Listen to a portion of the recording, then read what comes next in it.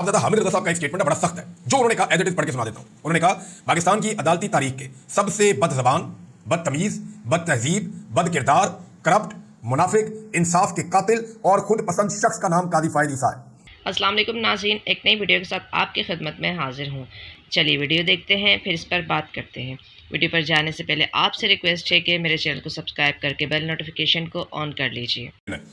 आज chief justice of Pakistan कादी फायद ईसा साहब retire हो रहे हैं। उनके चीफ जस्टिस बनने से पहले मैंने कहा था कि वो चीफ जस्टिस बनने से पहले मुतनाज़ हो चुके हैं और पाकिस्तान की सियासी जमातों ने, खासतौर पर नून लीग ने, उन्हें डेलिबरेटली मुतनाज़ किया था। लेकिन कादी फायद ईसा साहब का जो दौर था वो अदलिया की तारीख के स्याह तरीन दौर के तौर पर याद रखा जाएगा। ये बात मैं नहीं कह रहा, आज ये बात पाकिस्तान के तमाम सहाफ़ी कह रहे हैं, तमाम वकला कह रहे हैं। बहुत बड़ी तादाद में पाकिस्तानियों में, अगर आप कहीं पर भी बल्कि एक सर्वे मैं करवाऊंगा कल के वीलॉग में, आपको बताऊंगा कि जो शाम वाला वीलॉग आएगा उसमें आपको बताऊंगा कि पाकिस्तान के लोगों ने इस पर क्या राय दी है। बहरहाल पाकिस्तानी ये सोचते थे कि कोई भी चीफ जस्टिस आए वो कभी भी जस्टिस मुनीर का रिकॉर्ड नहीं तोड़ पाएगा, लेकिन कादी फायद ईसा ने पाकिस्तानियों को गलत साबित कर दिया और अब वो एक ज़रबुल मिसल बन गए हैं जिन्होंने पाकिस्तान की तारीख में बदतरीन चीफ जस्टिस के फ़राइज़ सर अंजाम दिए हैं। एक्सटेंशन के शौक में आइन और कानून, हत्ता के जो उनकी अपनी अदलिया है और जो साथी जज है, उन तक से कादी फायद ईसा साहब ने खिलवाड़ किया है और पूरी अदलिया को तकसीम कर दिया। तहरीक इंसाफ और इमरान खान साहब से बदतरीन सियासी इंतकाम और दुश्मनी निभाई है कादी फायद ईसा साहब ने। इंसानी हकूक़ की बदतरीन खिलाफ वर्जियाँ कादी फायद ईसा साहब के दौर में हुई और इसकी मिसालें मैं आपके सामने रखता हूँ। एक पाकिस्तान की जो सबसे बड़ी सियासी जमात है, जिसके बारे में सारे सर्विस कह रहे थे कि ये जमात स्टेट अवे इलेक्शन जीत रही है और 2/3 अक्सरियत से ज्यादा हासिल करेगी, उस जमात से 13 जनवरी को कादी फायद ईसा साहब ने बल्ले का निशान छीनने का एक स्याह फैसला किया। फिर कादी फायद ईसा साहब के दौर में इदारों ने पाकिस्तान की सियासत में बदतरीन मुखालफत की, बदतरीन मुदाखलत की, सियासी जमात की मुखालफत की, ये सारा कुछ किया। तारीख के मुतनाज़ तरीन इंतखाबात जो हुए वो कादी फायद ईसा साहब के दौर में हुए। यानी कादी फायद ईसा साहब के दौर में जो इंतखाबात हुए ऐसे पाकिस्तान की तारीख में पहले कभी नहीं हुए। इत्तेफाक तहरीक इंसाफ ना वो अपना झंडा निकाल सकते थे, ना जुलूस और ना जलसा। ये इलेक्शन हो रहा था पाकिस्तान में जिसको कादी साहब फ्री एंड फेयर इलेक्शन कहते हैं, लेकिन पाकिस्तान की तारीख का मुतनाज़ तरीन इलेक्शन था। कादी साहब के दौर में बच्चों को भी गिरफ्तार किया गया और एक नहीं, दो नहीं, बहुत सारे वाकयात ऐसे हुए कि मासूम बच्चों को पुलिस उठाकर ले गई, उन्हें गिरफ्तार किया और कुछ तो ऐसी रिपोर्टें हैं कि बच्चों पर टॉर्चर करके उनकी माओं को जो है वो वीडियोस दिखाई गई। फिर जो 2/3 अक्सरियत के लिए कादी साहब ने सीटें छीन छीन कर दी नून लीग वालों को। एक दिन तो इकट्ठी 3 सीटें दे दी और वो देने का मकसद ये था कि कुछ भी करके नून लीग के पास 2/3 अक्सरियत आए और कादी फायद ईसा साहब को एक्सटेंशन मिल जाए, लेकिन एक्सटेंशन कादी साहब को फिर भी नहीं मिली। मखसूस नशिस्तें जो है वो हारने वाली जमातों को दे दी गई कादी साहब के दौर में और कादी साहब इसके हामी थे कि नहीं, जो जीते हैं उनको मखसूस नशिस्तें नहीं देनी, जो हारे हैं ये मखसूस नशिस्तें उनको दें। और कादी साहब के बयान से, उनके पूरे टेन्योर में ये पता चलता रहा कि उनके अंदर कितना बुग़्ज़ है और कितना गुस्सा है इमरान खान से या उनकी सियासी जमात से। जबरी गुमशुदगियां जो है वो कादी फायद ईसा साहब के दौर में मामूल बन गई थी, बिल्कुल एक नॉर्मल चीज़ थी। हत्ता कि इस्लामाबाद और पंजाब के दारुल हुकूमत लाहौर और अहम तरीन शहरों से, मेन जगहों से इंसानों को जबरी तौर पर गुमशुदा किया गया। मैं भी जबरी तौर पर गुमशुदा किया गया। अभी भी बहुत सारे लोग जो है वो जबरी तौर पर लापता है, जिनमें इंतजार हुसैन पंजूता साहब हैं, उनका अभी तक कुछ पता नहीं चल रहा। फिर मीडिया के ऊपर एक जबर का माहौल रहा कादी साहब के दौर में, मीडिया बिल्कुल इंडिपेंडेंट नहीं रहा।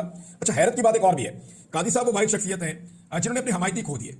जब वो चीफ जस्टिस ऑफ पाकिस्तान की सीट पर बैठे तो होना तो ये चाहिए था कि वो अपने काम से अपने हमायतियों की तादाद में इजाफा करते, मगर जितने भी सहाफ़ी और वकला कादी साहब के हमायती थे वो सारे कादी साहब के खिलाफ हो गए क्योंकि कादी साहब ने काम ही ऐसे किए थे।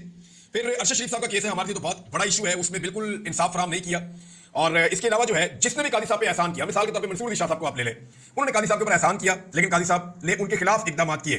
इद्दत जैसा घटिया केस एक साबिक वज़ीर आज़म पर और उनकी अहलिया पर चलाया गया, लेकिन कादी साहब के कान पर जूं तक ना रेंगी। सियासी कारकुनों की रिकॉर्ड गिरफ्तारियां हुई और उन पर बदतरीन तशद्दुद हुआ। साथी जजों ने खत लिखकर कादी फायद ईसा साहब को कहा कि जनाब हमारे साथ बहुत ज्यादती हो रही है, हमें हरासा किया जा रहा है, मगर कादी साहब को होश नहीं आई।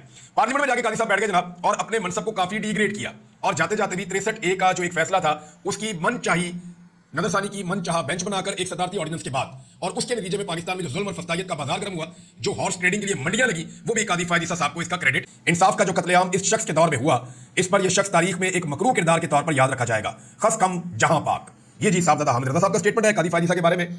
अब कुछ और चीजें वो भी आप देखिए ना, टाइम तो खत्म हो ही जाता है, इस पर आप गौर कीजिए ना।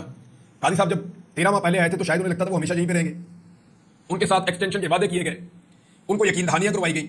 एक दिन उन्होंने एक स्टेटमेंट दे दिया तो फिर उनकी अदालत से इसकी तस्हीर आई कि नहीं, इसका मतलब ये नहीं है बाकी जजों को मिलेगी तो कादी साहब को भी मिल जाएगी, वो भी एक्सटेंशन ले लेंगे। तो कादी साहब कानून में ऐसी तब्दीली चाहते थे कि 3 साल मजीद वो रहे, लेकिन कादी साहब नहीं रह पाए, आज उन्हें जाना पड़ रहा है। तो जो लोग आज सीटों के ऊपर बैठे हुए हैं उन्हें क्या लगता है कि वो हमेशा यहीं पे बैठे रहेंगे? एक दिन ये सीट बड़ी बेवफा होती है, आप इस सीट से उतरेंगे और किस्सा पारी ना बन जाएंगे। मुझे अच्छी तरह याद है जनरल बाजवा जब सीट के ऊपर हुआ करते थे, या जनरल मुशर्रफ जब सीट के ऊपर हुआ करते थे, या पहले इफ्तिखार चौधरी साहब जब सीट के ऊपर हुआ करते थे, या वज़ीर आज़म को आप ले लें बहुत सारे, तो उन सबको लगता है कि वो खुदा बन बैठे हैं।